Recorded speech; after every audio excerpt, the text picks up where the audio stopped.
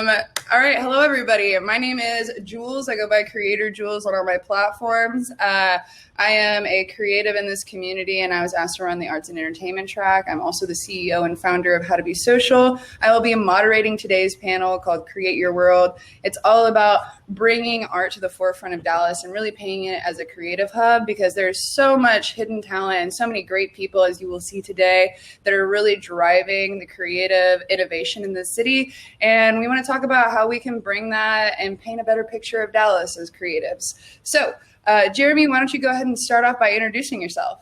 Yeah. All right. Well, thanks for having me. First of all, my name is Jeremy McCain, and I'm an artist, but I'm also the CEO and founder of a company called the Ocean Currency Network. And I created this out of actually art. You know, the concept was that I felt like, all the work that I was focusing on was ocean related issues. A lot of us, especially in Dallas, like, we're not really connected to the ocean. We're here in this landlocked area, but yet every single day we use the ocean.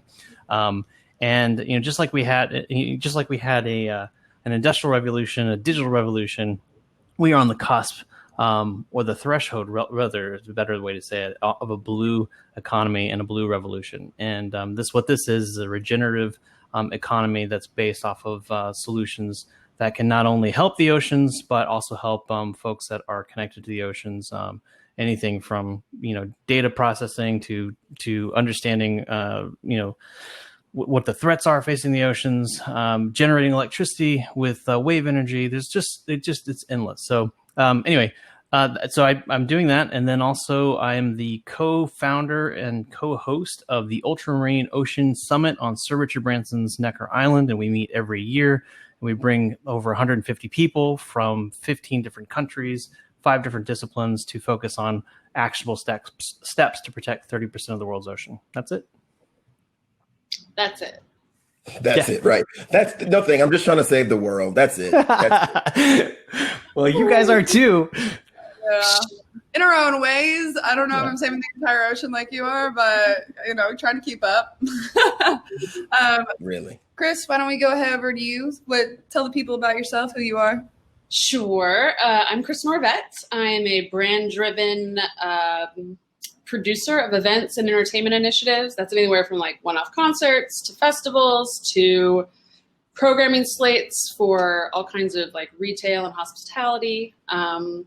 I grew up in Dallas. I went to New York for 11 years. I came back to Dallas 5 years ago, and have been really focused on trying to bring some international and national attention to Dallas through the arts. Awesome. I just keep forgetting that I put myself on mute. Got to really be mindful of that. All right. Well, Damani, we are down to you. I'm super excited. Just so y'all know, on this panel, these are all people that I have been so honored to be friends with over the past couple of years. And some of them are newer, some of them are older, but all of them are great. So, Damani, take it away. Damani Daniel, Chief Imaginator at the Event Nerd, which is a title that I completely made up, and you can do that when you own the company. But what that means is the Event Nerd is a company that focuses on creating solutions for clients' events that usually involve technology. Those solutions can be anything from a projection map poster to working with Jeremy on a multi-layered music, art, and technology festival a couple of years ago. So I've been doing that according to LinkedIn, for 8 years, and I'm happy to lead an amazing team right now. Obviously, we're making a big move towards producing virtual events and virtual experiences for our clients. In addition to that, I am most recently the former creative director at the Bomb Factory Canton Hall and Trees, where my responsibility was to lead the efforts and the initiatives of the events team. So we did all the stuff that you never know about. You didn't know about the private concerts with Lenny Kravitz or with Toby Keith, because they were for big brands and we were fortunate to be able to work with them. And then also led the marketing and communications teams to most recently communicate with you all consistently during a pandemic and tell you really great stories, even though we have nothing going on our stage. So did that, and was an unfortunate side effect of COVID that we were recently laid off. And so still pushing the narrative of the power that is in Deep Ellum, where I now serve as one of the trustees and board members of the Deep Ellum Foundation. Yeah, I love that. It's amazing. Except for the part where everybody got laid off. That part sucked. But Well, I mean, except for that, I'm yeah. not really Except for worried that. about you. I know that you're going to be just fine. Always, he said, I got more time. What am I going to do? I'm just going to make something brand new. It's true. It's true. All right, guys. Well, I'm going to go ahead and get us into our questions and topics for the day. So the first one that we're going to be starting off with is we're going to talk about the current state of Dallas and the arts and entertainment industry, and then we're going to talk about our predictions over the next 5 to 10 years. What is it? And, Chris, I'll go ahead and start with you. What is it that made you, want to come back to this city? What made Dallas the city you wanted to come back to? And what do you think, where do you think we're headed? So I left Dallas in 2003, and Dallas was a very different city in 2003. A lot of the colorful culture and fabric right now that everyone loves about Dallas was not really at the forefront. It was hard to find for someone who grew up here. But going to New York, I kept hearing about things as stuff got cooler and cooler. And honestly, it was The Wild Detectives opened. And I was like, oh God, this is my place. These are my people. I could do this again. Like, I left Dallas and was like, never coming back. Like, you just go to college or you're like, I'm done. And then it got really appealing. And within like 18 months, we were moving down here. And so I came back really focused on wanting to elevate Dallas. I know it has all the potential. It has the history. I mean, we used to be one of the original music cities, and people don't even think of us in that context anymore. So I really came back focused on, okay, how do we get some more national eyeballs and international eyeballs? I lived in London for 3 years, and more often than not, Dallas is like a pop culture reference because of a TV show that came out so long ago. And so it just gets kind of, it's like, I know we do more already, and we can do more. How do we get people to pay attention? Mm-hmm. Definitely. So what is your, it's kind of, everybody's been thrown for a loop because of COVID, but what are your predictions over the next 5 to 10 years? What are you seeing? You have a really good pulse on what's going on in the city. What do you see happening that makes you excited? Or what are some of the things that you're like, we should probably be doing that better?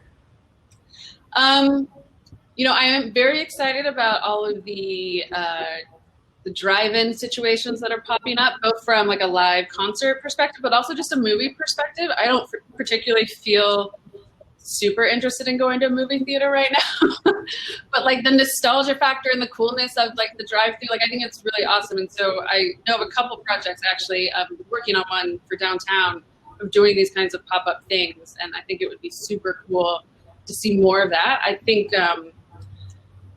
concerts, unfortunately, like as we know them, bars, clubs, it's going to be really, really hard to get consumer confidence back up. It's not just, once things are safer, but also just getting people comfortable. And I think that's going to be a big market hump that we're all going to have to think really hard about. Because even me, who literally got in her car the other day, put on some house music and turned the bass up just to like feel that rumble. And like I did that and drove around. Like, I'm desperate to go back to concerts, but you couldn't pay me to do it right now. So, just me personally, and then the general public as well. Like, how do we, I don't know the answers to that. I think it's going to be interesting.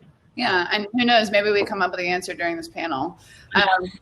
Since we're talking about live shows, this would be a great opportunity. Damani, if you want to take it away, what are some things that you're seeing right now that maybe make you excited for the future?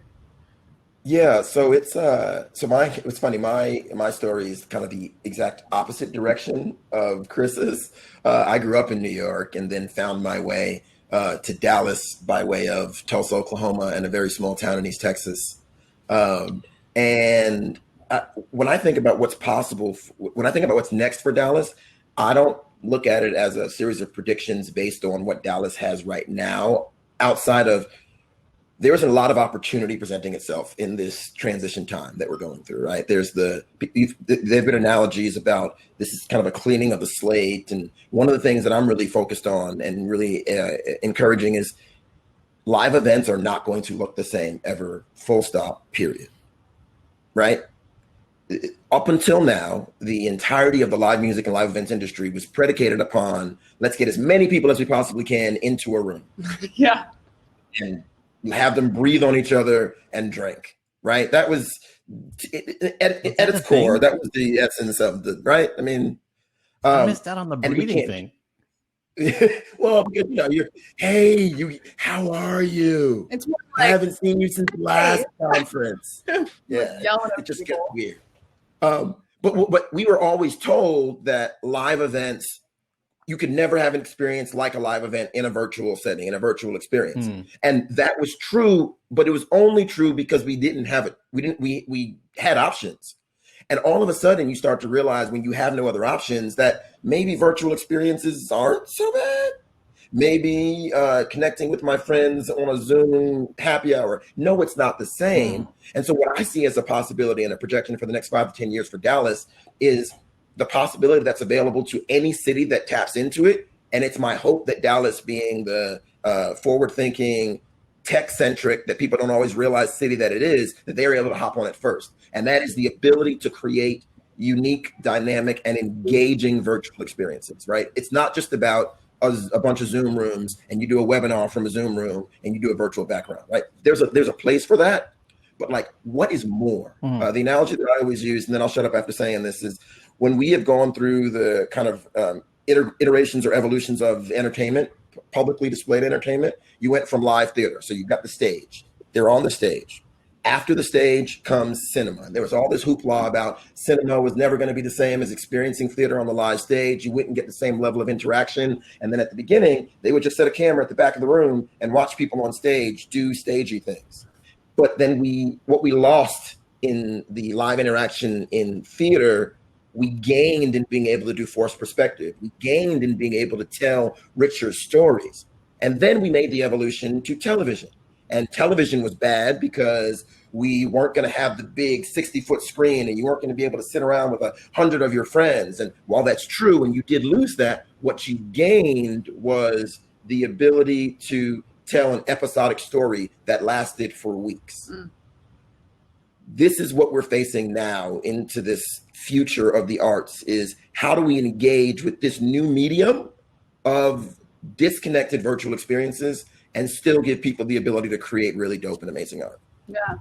No, and I think that's a really interesting take, and I think it'll play really into nicely to what Jeremy has to say next, because I know that at Burning Man right now, he's basically trying to do that, taking Burning Man, this like very in-person, very build with a team community experience, and you're trying to make it virtual. So, and I checked it out. It looks dope. So I'm excited to kind of hear like, your thoughts on this.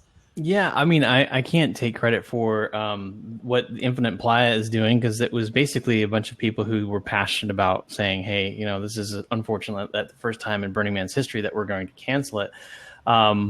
Which, in a weird kind of way, like I got invited to Burning Man last year, and I will say that it's like the best day of your life and the worst day of your life every single day. I don't know about you. I'm incredibly clean when I go to the bathroom. Like, you come to my house, you could eat in my bathroom. It's so clean. And why do you use a porta potty and at Burning Man and the whole thing looks like somebody's butt exploded? I do not understand that. Right.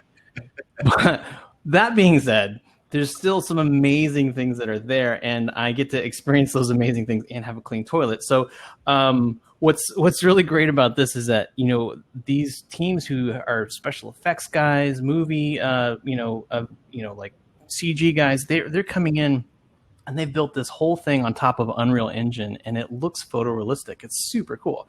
And we've got the Oculus Rift, cool, that we can jump into, and everything's 3-dimensional and it's crazy.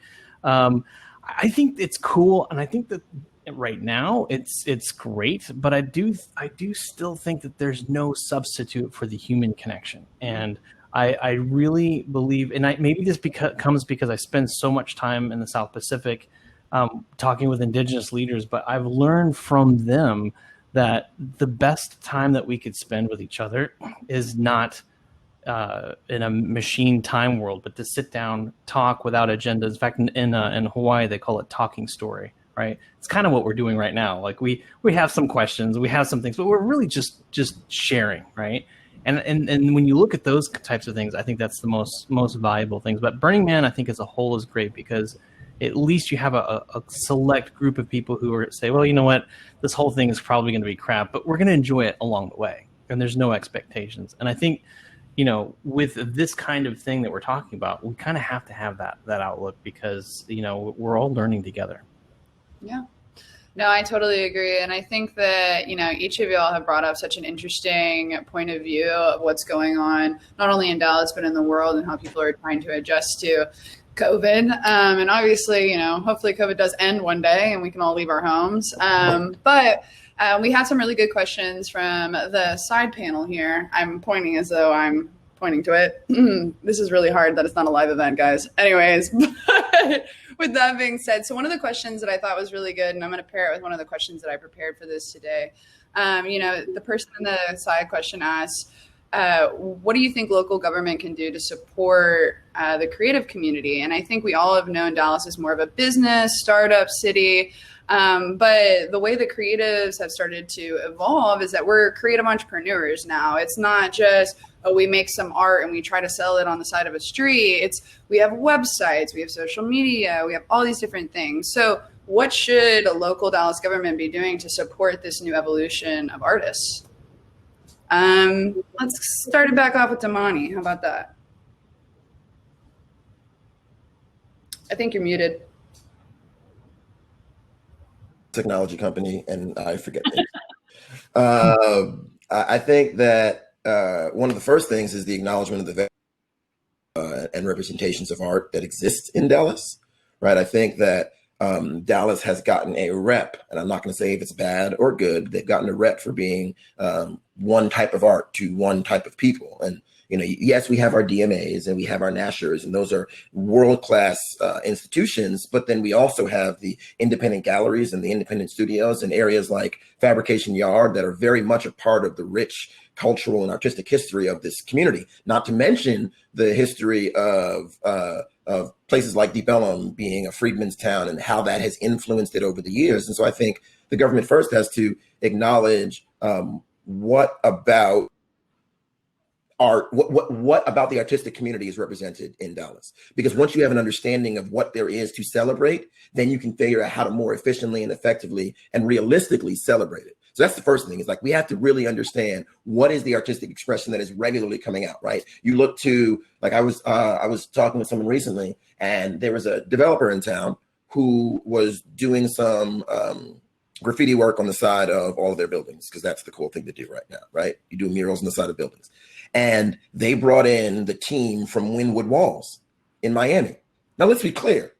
Wynwood Walls is absolutely amazing, but they're in Miami.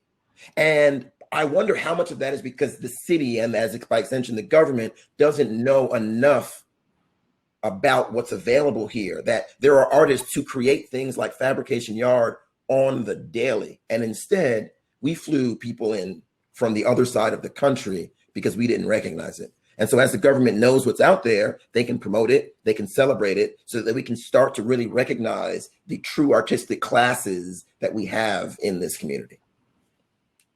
Love that answer. And I think it's so important to realize it happens quite a bit with AT&T Plaza. They brought in Chicago artists to do the virtual rendering for that giant screen, which is okay. I mean, I want to support creatives across the globe, don't get me wrong, but how can we build a foundation for ourselves as a city if we're always picking and choosing from other people from across the world? So I love that answer. I think that's really great. Jeremy and Chris, do y'all have something you'd like to add to this? Yeah, I mean, yeah, you go first. Yeah, I mean, I think that it shouldn't be about necessarily, and maybe I'm going to be the one that causes problems in this chat, but it shouldn't be about are you from Dallas and should you be on the AT&T wall? It should be, is your work worthy of being on a wall anywhere? And I think sometimes what happens is we forget. And we sometimes we become like artistically entitled. I think that it's really important for us to realize that, if a company like AT&T is going outside of Dallas to find work, then make your voice heard. Be louder than everyone else. Stand taller than the tallest blade of grass that you can find. And I think that's what's going to, and then what happens is instead of having to have a conversation about how do we make Dallas look big? How do we make Dallas look that? Forget all of that. That's all crap. Like, you make yourself look good and everyone will start looking over and say, wow, where are these amazing artists and talent coming from? Oh, Dallas? I would never have thought. And next thing you know, you've got this flocking. I've heard this over and over and over before, and I will also temper this with the fact that we have some amazing artists here in Dallas, and unfortunately, there's a lot of locals that don't respect the fact that, hey, there are local. You don't have to go outside and look. So there is that problem as well. But I do think that, if you look at places like Colombia or say Santiago, Chile, where you look at the graffiti artists, you have graffiti in public spaces that doesn't get painted over because there's an amount of respect there for what has been done. If your work is like I think Justin Bieber went down to go paint on some walls in Santiago, and it was like covered over in the same day because it wasn't of good quality. It doesn't matter who you are; it matters what you can create and how you express. So I know that's a bit controversial, and I don't mean to be that way, but I just really feel like I've seen so much talent in this city. And sometimes we get caught up with, oh, well, you know me, so I should just be in this thing. And that's just not how art works. Art is a form of expression, and ask yourself, what are you expressing and why now? Yeah, no, and I think that's beautiful. And I think it's a good, it puts me in place a little bit too, because sometimes, all I want to do is put my creatives on and I'm like, they're the best of the best. But at the end of the day, you have to remember it's all about growing and learning and getting to that level where you can not even have to say it, where you have people put you on for you. And that's where really true voice comes from, is the community and not just one singular person. So, Chris?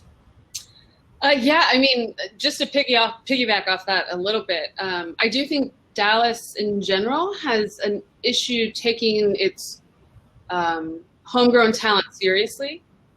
Or there is a tendency to take outside talent more seriously than hometown talent.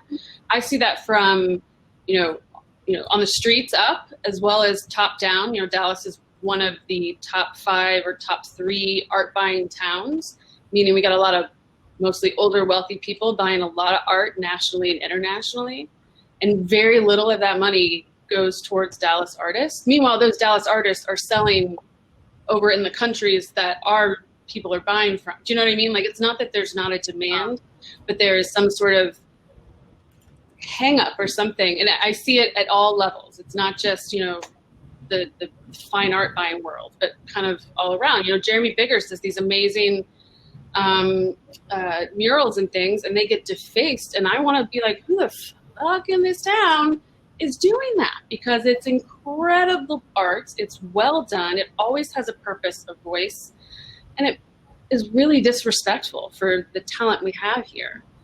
And so I wish we could kind of see that shift. And then going back to the government thing, just having done some like festivals and things here, I think that there's some major shifts that need to happen from like a parks department and a city perspective in terms of permitting, in terms of, shutting down shows at galleries and things that we've had in the past. I do think when concerts and live events come back, they're going to be smaller. They're going to be more private events. They're going to be more like 50 people kind of things, but a lot more of those because people will be more comfortable in those sort of smaller curated groups. And so I think there's going to need to be an overhaul in how we're able to do these kinds of non-traditional venue events. And from my experience with Dallas and permitting and things, that's not something they're prepared for. See, well, okay, so I've had a slightly different experience than something that you just said, Chris. And I actually was getting ready to say that I'm actually, over the course of the past, let's say 6 years, I've become more impressed with how Dallas, as compared to other cities its size, manages the special events process, right? I remember, let's say 8-9 years ago, applying for a special event permit in the city of Dallas was an onerous, laborious process that you had to go through so many. And then at the same time is when there was all this, I don't know if you guys remember when the fire marshal was just shutting down gallery shows because of public assembly laws. And I'll never forget that Erica Felicella, amazing, beautiful artist that I think we all know in this community, went to bat and fought for the artistic community and said, you can't shut down art shows in galleries because you claim that it's a venue, and was able to work with the city and work with the fire marshal to create a new class of events. And so since then, as I've been in conversations with fire marshals, like we've walked through some places that were sketch. And I've walked through with the fire marshal and didn't go into it with the fearful, I can't tell you what I'm really going to do because if I tell you, then you're going to shut me down. It's like, hey, here's what I want to do. And the fire marshal would say, okay, in order to do that, do this, this, this, this, and this. And so I've started to see that Dallas has gotten better. We're not perfect, but if I talk to some of my other counterparts in other cities, the fact that you can go online and with a relatively few clicks of the button, apply for a special event permit now, you can't do that in cities across the country. No. Well, and I think that there has been over the past couple of years, and I'm a newer creative in the scene. You'll have a lot more experience on me and wisdom, but from just what I've been seeing of smaller artists, they've been getting funding from the city with some different grants and different things that they've been doing. And I know I'm blanking out on the official name, but there was a whole project that they put together over the last couple of years in order to supply artists with those grants. And so I think that the local government is doing a decent job at it. I do think that there is a huge demographic, and I'm speaking personally, there's a huge demographic of young artists, and I think this goes into our next question, that are looking to get plugged in, that aren't looking to go to college anymore. And a lot of the ways that you find out or learn about local government or the things that are provided to you usually are through college and those types of opportunities. So, how do we, one, raise awareness for when the city is doing those types of things, or how do we push the city to, put funding behind marketing campaigns to say, hey, we have grants out there, like we want to support you. And then, the question that was presented in the chat goes, what are some of the creative communities Dallas creatives starting out should get involved with? So if they're not going straight to college, where should they be going? Chris, how do we start with you? Oh, goodness. I don't really have a great answer for this. Somebody else, let me think about it. So I'll actually go ahead and start off with this one, just because I feel like, me and Damani have talked before. I feel like a lot of where he got started is kind of how I've gotten started, was just hosting events, and just nobody was going to give me the opportunity. So I took upon myself to create the opportunity for myself. I always joke around with people and I say, nobody wanted me to talk on stage, so I just made myself the moderator and I talked myself. So I think a lot of the times, young creatives, when they're first getting started, they're looking for support and somebody to lean on. And a lot of the times, in order to find your community, to find the people that you're supposed to be out with, you just need to start putting out work. And then the right people will be attracted to you. I do think that there's a couple of organizations that do a good job. I don't know how they're doing anymore, but Creative Mornings was something that I was very interested in. I thought was a really cool organization. They would meet up and do breakfast and different events and things like that. I'm not 100% sure what they're doing these days because they were a very in-person thing. Obviously, I run How to Be Social. We started as a community event community event company. Will always be for the community first as we continue to grow. But we're actually doing a socially distant art festival at the end of October, and we're putting out a magazine. And I think that, in order to get involved in those things, you really just need to go find the creative thought leaders in the city. So following people like Jeremy or Damani or Chris or myself, and just watching their stories and trying to engage and interact. If you don't put energy into the engagement, then how do you expect to get community out of it? So those would be my 2 cents for that question. Yeah, I think it's weird because I didn't actually get my start in Dallas. So I'm coming at it from a different perspective. But I will say, before I moved back, I literally stalked every cool thing happening in Dallas for probably 6 months. Became friends with, followed on Facebook and Instagram, all that stuff, and literally had a hit list of companies, organizations, and people that I wanted to work with. And within those first 6 months, I met with all of those people and bought them coffee. So, I'm a big advocate of the cold call. I know it's scary as hell, but it's really just like a numbers game. And if you think of it that way, it kind of loses its fear angle. And you're just kind of throwing things at the wall. And eventually someone's going to want to talk to you. And you kind of go from there. But it was a very deliberate, borderline stalker-ish effort on my part. To be fair, that's the way it has to be. Sorry. Sorry. Oh yeah, I was just gonna say, every one of you, I still get this way with you guys sometimes. I'm like, I don't want to mess up in front of these people. I know I'm not perfect, but I still don't want to mess up because I have so much respect and admiration for you guys. And when I first I remember I tried to ask Chris to be my mentor one time. And I like kind of said it, and I was like, I kind of view you as a mentor figure. And it's just like one of those things you kind of just have to get over it, and you have to put yourself out there. Because if you don't, and I'm a very out there person, and it is hard for me. So you just kind of have to put yourself out there. Yep. I mean, so I'll say that how do you sort of kind of dovetailing off something that Jeremy said, which is like no one owes you anything, right? Period. No one owes you anything. Right. And this is not one of those pull yourself up by your bootstraps. This is not that, right? Because some people don't have boots. I get that. But what I recognize is the fact that there are places for you to get connected to better your art, no matter where you find yourself. When I first got to Dallas, my story of getting to Dallas is I moved here because I had just lost the job. And I was like, I can move back to Oklahoma where I know everyone, or I can move to Dallas where I know no one. Let's move to Dallas. That makes sense. And just started like Chris did, going to things and meeting people. This was in the age when like Art Love Magic was one of the biggest artistic communities in Dallas, and they were throwing annual events called Underground at Southside on Lamar that put thousands of people at Southside on Lamar, not so much to Fire Code. This was during that era. And so it was showing up to monthly meetings and just being like, oh, what do you do? Oh, I'm a production events guy, and then meeting the artists and then going to the artist shows. And so how do we find out about the funding that's available? You follow that same methodology. The OCA, Office of Cultural Affairs, is a force, and they are a small organization that doesn't have the resources, personnel, or in some cases financial, to let everybody know over and over about the fact that they have money. But the OCA has money, right?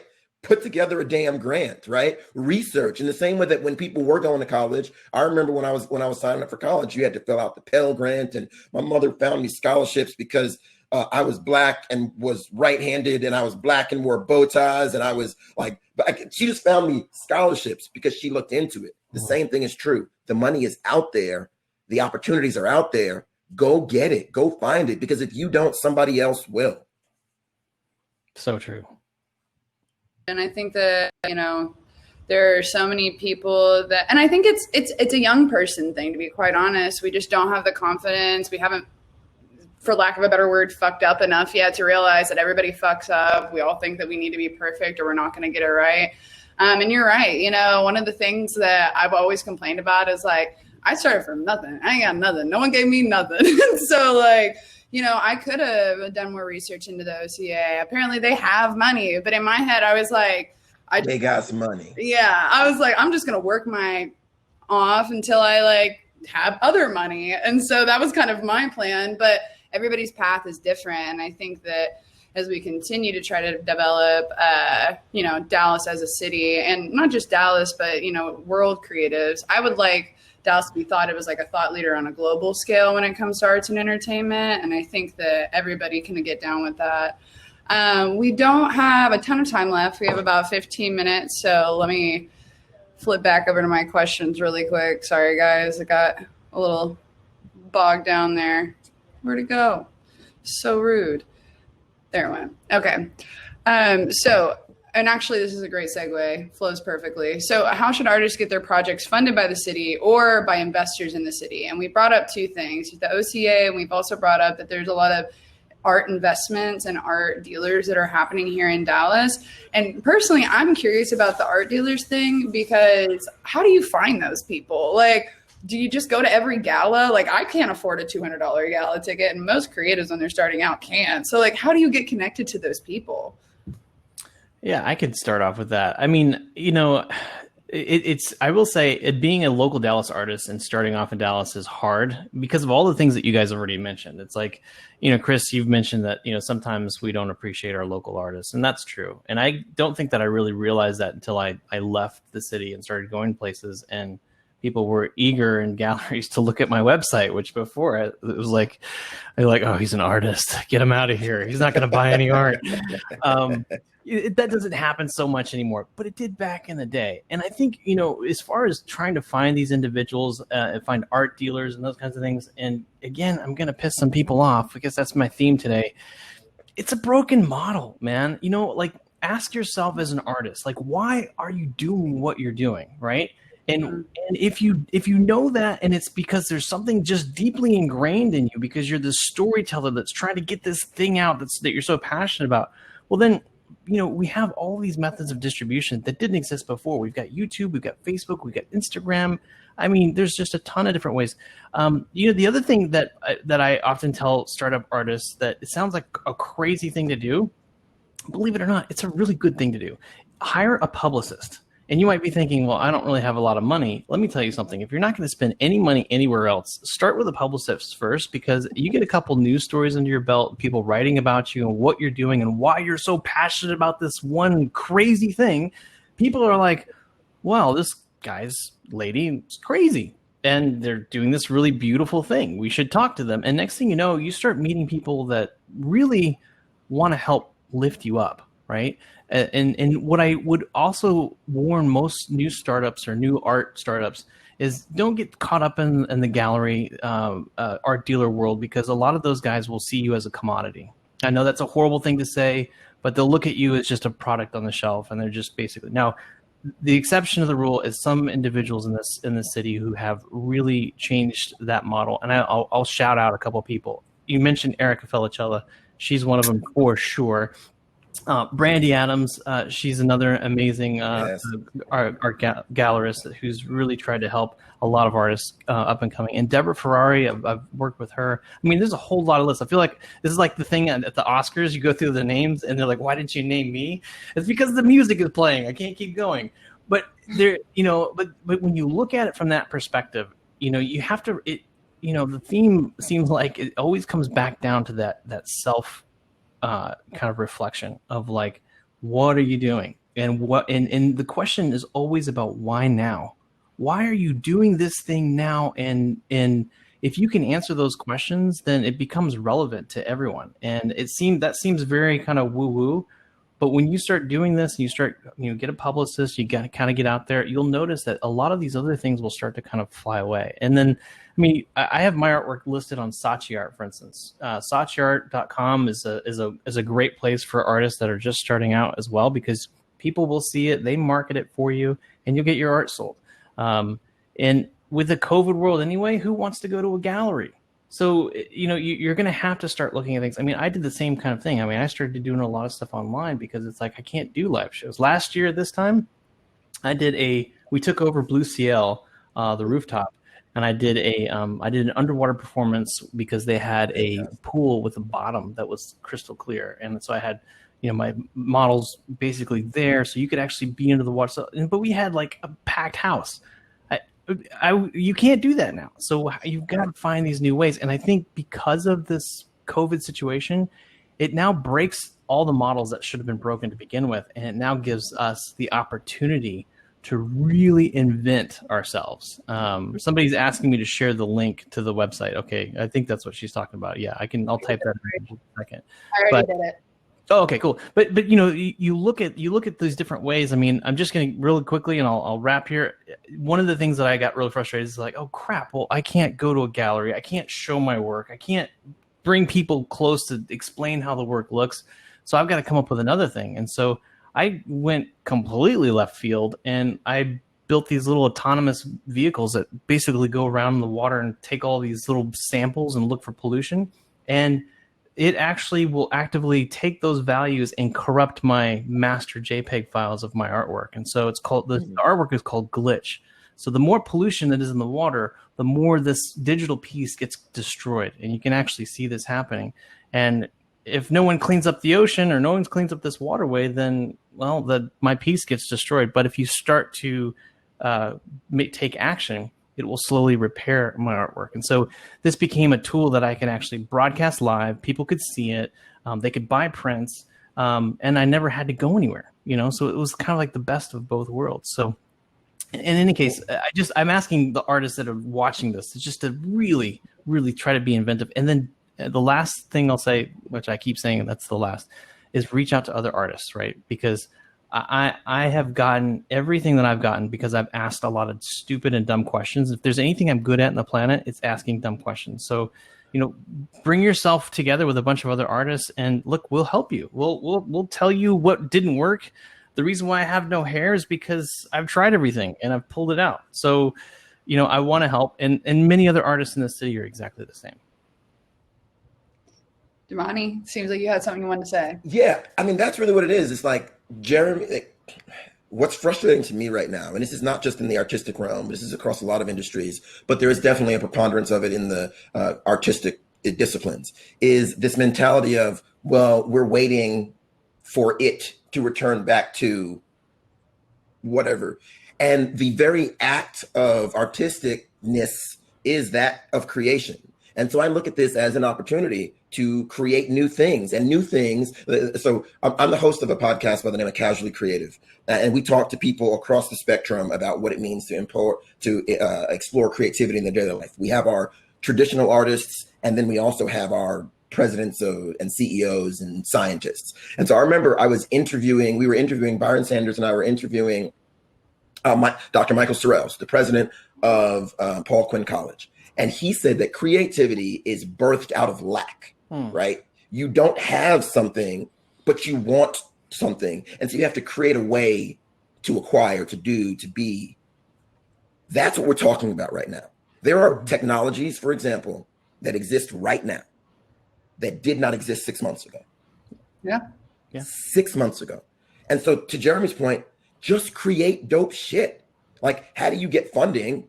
Create stuff that people want to fucking fund.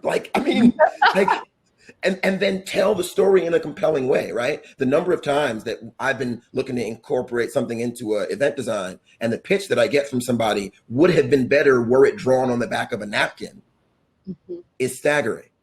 Create dope shit. Tell stories about the dope shit that you create.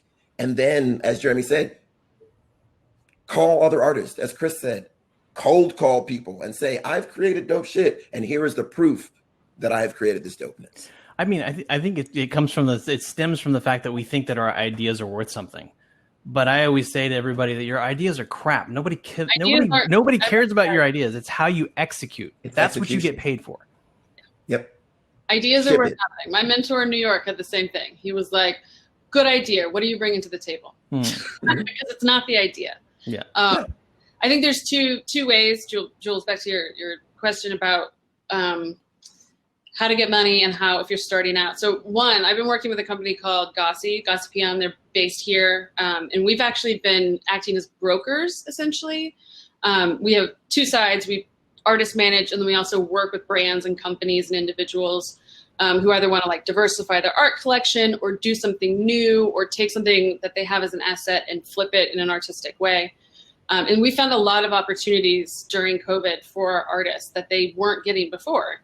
A lot of the windows downtown are getting real artists to come in and to do either on the plywood back when there were a lot more marches and things. And then now also just doing vinyl wraps, doing setups in the Eyeball downtown. I mean, there's lots of things there that at Gossi, I just didn't even realize those were options. We're getting people mural placements, that kind of stuff. So there's definitely work out there right now. It's just a different kind, and you have to find ways to get it. Another kind of from the opposite side, for me, when I tried to get a music festival off the ground when I first moved here, and knowing how Dallas thinks, we went full on, for real, MBA business plan. I knew if I wanted money from the top guys in this town, and they're mostly men, they're mostly guys, is if I could do a full-on pro forma, P&L, print it out, booklet. I mean, we went hard. And we're able to secure the funding that we needed for year one, and almost made it to year two. Music festivals are crazy. But it was very successful. So don't be afraid to because you're creative, you can approach this from a very straightforward, dry manner in order to appeal to the people you're trying to appeal to. Heck yeah. All right, guys. So we have 2 minutes left. So I think that's just enough time for, starting with Jeremy, to give the people where they can find you. Yeah, sure. Yeah, my website is jeremymccain.com. And you can see all my artwork there, kind of the different projects that I'm working on.